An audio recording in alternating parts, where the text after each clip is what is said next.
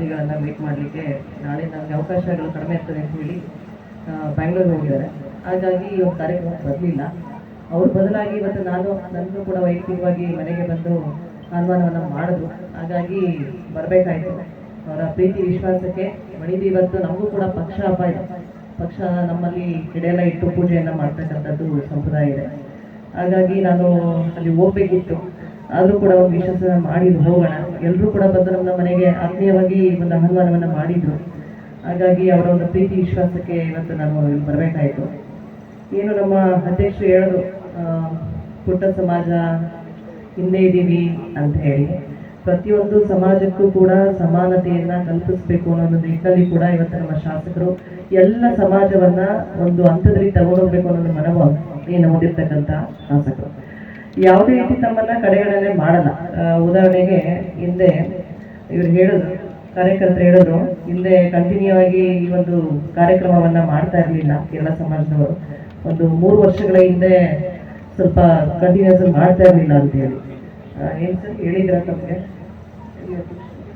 ಮಾಡ್ಕೊಂಡು ಹೋಗಿ ಸಮಾಜವನ್ನ ನೀವು ಸಮಾಜದ ಏನು ಕಾರ್ಯಕ್ರಮಗಳನ್ನ ಮಾಡ್ತೀವಿ ಅದು ಮಾಡ್ಕೊಂಡು ಹೋಗಿ ನಾವು ಕೂಡ ನಮ್ಮ ಕೈಲಾದಷ್ಟು ಸಹಾಯವನ್ನು ಮಾಡ್ತೀವಿ ಅಂತ ಹೇಳಿ ಹೇಳಿದ್ರು.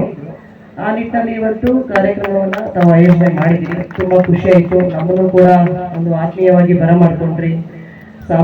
ಎಲ್ಲ ಸಾಂಪ್ರದಾಯಿಕ ಉಡುಗೆಗಳನ್ನ ತೊಟ್ಟು ನಮ್ಮನ್ನ ತುಂಬಾ ಆತ್ಮೀಯವಾಗಿ ವಿಜೃಂಭಣೆಯಿಂದ ಹೂಮಾಲೆಗಳ ಮೂಲಕ ನಮ್ಮನ್ನ ವೆಲ್ಕಮ್ ಮಾಡ್ಕೊಳ್ತಕ್ಕಂಥದ್ದು ನನಗೆ ವೈಯಕ್ತಿಕವಾಗಿ ತುಂಬಾನೇ ಸಂತೋಷವನ್ನು ಉಂಟು ಮಾಡಿತು. ಅದಕ್ಕೆಲ್ಲರಿಗೂ ಕೂಡ ತಮ್ಮೆಲ್ಲರಿಗೂ ನಾನು ತುಂಬಾನೇ ಧನ್ಯವಾದಗಳನ್ನ ಸಲ್ಲಿಸ್ತೀನಿ ಆತ್ಮೀಯವಾಗಿ.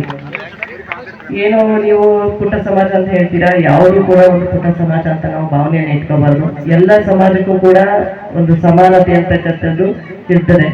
ನೀವು ಹಿಂದೆ ಹೋಗ್ಬಾರ್ದು, ಮುಂದೆ ಬರ್ಬೇಕು. ಸಮಾಜದವರು ಯಾರೇ ಆಗಲಿ ಎಲ್ಲರೂ ಕೂಡ ಸಮಾನರೇ.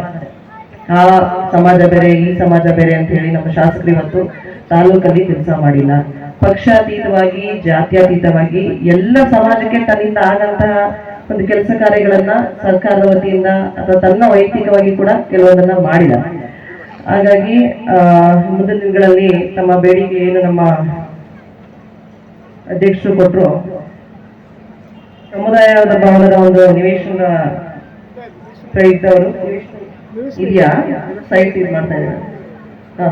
ಗುರ್ತ ಮಾಡಿದೀರಾ ತಗೊಂಡಿದ್ದೀರಾ? ಅದೇ ಸಮುದಾಯಗಳನ್ನ ನಿರ್ಮಾಣ ಮಾಡೋದಕ್ಕೆ ಅನುದಾನ ಬರಬೇಕು. ಆಯ್ತು. ಈ ಒಂದು ಅವ್ರು ಏನು ಸಮುದಾಯ ಭವನ ಆಲ್ರೆಡಿ ನಮ್ಮ ಹಳೆ ಕೋಟೆ ಮನೆ ಹತ್ರ ನಮ್ದು ಹಳೆ ಮನೆ ಇದೆ, ಅಲ್ಲಿ ಪಕ್ಕದಲ್ಲೇ ಅವರು ಸಮುದಾಯ ಭವನ ನಿರ್ಮಿಸ್ಕೊಳ್ಳಿಕ್ಕೆ ಅನುದಾನವನ್ನ ಸರ್ಕಾರದಿಂದ ಅಲ್ಲಿ ಕೊಡಿಸಿ ಅಂತ ಹೇಳಿ ಒಂದು ಮನವಿಯನ್ನ ಕೊಟ್ಟಿದ್ದಾರೆ. ಖಂಡಿತ ನಾನು ಇದನ್ನ ಶಾಸಕರ ಗಮನಕ್ಕೆ ತಂದು ಪ್ರಾಮಾಣಿಕವಾಗಿ ಇದನ್ನ ಮಾಡ್ಕೊಡ್ತೀನಿ ಅನ್ನೋ ಭರವಸೆ ಕೊಡ್ತೀನಿ. ಮತ್ತೆ ಸ್ಮಶಾನದ ಕೂಡ ತಾವು ಕೊಟ್ಟಿದ್ದೀರಿ. ಶವ ಸಂಸ್ಕಾರಕ್ಕೆ ಸ್ವಲ್ಪ ಜಾಗದ ವ್ಯವಸ್ಥೆ ಇಲ್ಲ ಅಂತ ಹೇಳಿ ಅದನ್ನು ಕೂಡ ಮುಂದಿನ ದಿನಗಳಲ್ಲಿ ಸಾಧ್ಯವಾದಷ್ಟು ನಾನು ಇದಕ್ಕೂ ಕೂಡ ಪ್ರಯತ್ನ ಮಾಡಿ ತಮಗೆ ಜಾಗದ ವ್ಯವಸ್ಥೆ ಮಾಡ್ಕೊಡ್ತೀವಿ.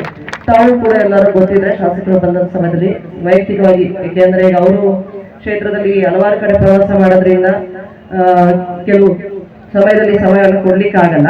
ಹಾಗಾಗಿ ನೀವು ವೈಯಕ್ತಿಕವಾಗಿ ಜವಾಬ್ದಾರಿಯನ್ನ ತಗೊಂಡು ಅಧ್ಯಕ್ಷರು ಅವ್ರನ್ನ ಕರ್ಕೊಂಡೋಗಿ ಅಲ್ಲಿ ಜಾಗವನ್ನ ಗುರುತು ಮಾಡಿ ನಂತರ ಅವ್ರಿಗೆ ಹೆಚ್ಚಿನ ಒಂದು ಒತ್ತು ಹಾಕಿ ಮಾಡಿಸ್ಕೋಬೇಕು. ನಾನು ಕೂಡ ವೈಯಕ್ತಿಕವಾಗಿ ಅವ್ರಿಗೆ ಒಂದು ಒತ್ತನ್ನ ಈ ಸಮಾಜಕ್ಕೆ ಕೊಟ್ಟು ಏನ್ ನಿಮ್ಮ ಮನವಿಯನ್ನ ಕೊಟ್ಟಿದ್ದೀರೋ ಇದನ್ನ ನಾನು ಈಡೇರಿಸುವ ಪ್ರಯತ್ನವನ್ನ ಪ್ರಾಮಾಣಿಕವಾಗಿ ಮಾಡ್ತೀನಿ.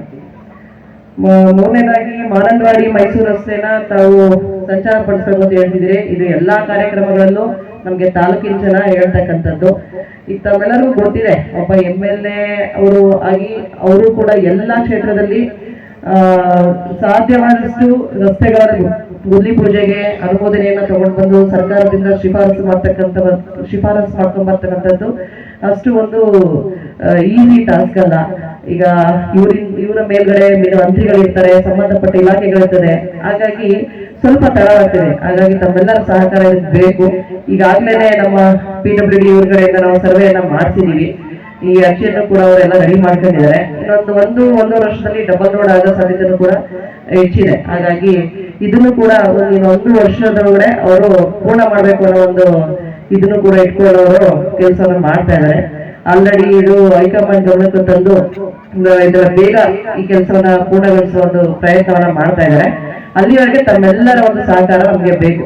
ಈಗ ಹಿಂದೆ ನಮ್ಮ ಕೋಟೆ ತಾಲೂಕಿನಲ್ಲಿ, ನಮ್ಮ ಕೋಟೆ ತಾಲೂಕು ಹಿಂದೆ ಇದ್ದಂತಹ ರಾಜಕಾರಣಿಗಳಾಗಿರ್ಬೋದು, ನಾನು ಬೇರೆಯವ್ರ ಬಗ್ಗೆ ಮಾತಾಡ್ಲಿಕ್ಕೆ ಹೋಗಲ್ಲ, ಹಿಂದೆ ಇದ್ದಂತ ವ್ಯವಸ್ಥೆಯನ್ನ ತಾವು ಈಗಿನ ವ್ಯವಸ್ಥೆಗೆ ಕಂಪೇರ್ ಮಾಡ್ಕೊಂಡಾಗ ನಮ್ಮ ಶಾಸಕರು ಸಾಧ್ಯವಾದ ಮಟ್ಟದಲ್ಲಿ ಮಾಡಿದ್ದಾರೆ ಅನ್ನೋದು ನನ್ನ ಒಂದು ನಂಬಿಕೆ. ಆ ನಂಬಿಕೆಯಿಂದ ತಾವು ಕೂಡ ಸಹಕಾರವನ್ನ ಕೊಟ್ಟು ಈ 2 ಬಾರಿ ಗೆಲ್ಸಿ ಹಿಂದೆ ಆದಂತ ಕೆಲಸ ಕಾರ್ಯಗಳನ್ನ ಸಾಕಷ್ಟು ಅವರ ಅವಧಿಯಲ್ಲಿ ಮಾಡ್ಲಿಕ್ಕೆ ಪ್ರಯತ್ನವನ್ನ ಮಾಡ್ತಾ ಇದ್ದಾರೆ. ಕೆಲವೊಬ್ರು ಪೂರ್ಣಗೊಳ್ಳಿಕ್ಕೆ ಸಾಕಷ್ಟು ಸಮಯವನ್ನು ತಗೊಳ್ತಿದೆ. ಹಾಗಾಗಿ ಇದಕ್ಕೆ ಸಹಕಾರ ಕೊಡಬೇಕು. ಮುಂದಿನ ದಿನಗಳಲ್ಲಿ ಇದನ್ನು ಕೂಡ ಮಾಡುವ ಪ್ರಯತ್ನಗಳನ್ನ ನಾವು ಮಾಡ್ತೇವೆ. ಏನ್ ಇವರು 3 ಭರವಸೆಗಳನ್ನ ಕೊಟ್ಟಿದ್ದಾರೆ, ಖಂಡಿತ ಇದರಲ್ಲಿ ಎಲ್ಲಾ ಭರವಸೆಗಳನ್ನ ನಾವು ಪೂರ್ಣ ಮಾಡ್ತೀವಿ ಅಂತ ಹೇಳಿ ನಾನು ಅವರಿಗೆ ಈ ಸಮಯದಲ್ಲಿ ಈ ವೇದಿಕೆ ಶಾಸಕರ ಪರವಾಗಿ ತಿಳಿಸ್ತೇನೆ.